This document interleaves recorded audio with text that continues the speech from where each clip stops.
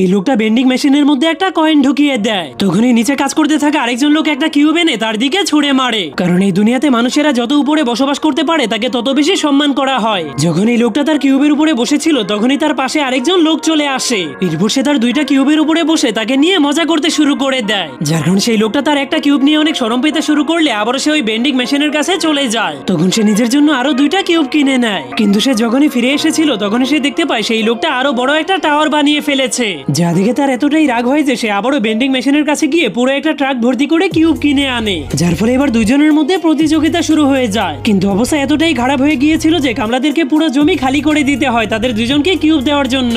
এক মাস পর সে অবশেষে মেঘের উপরে পৌঁছে গিয়েছিল।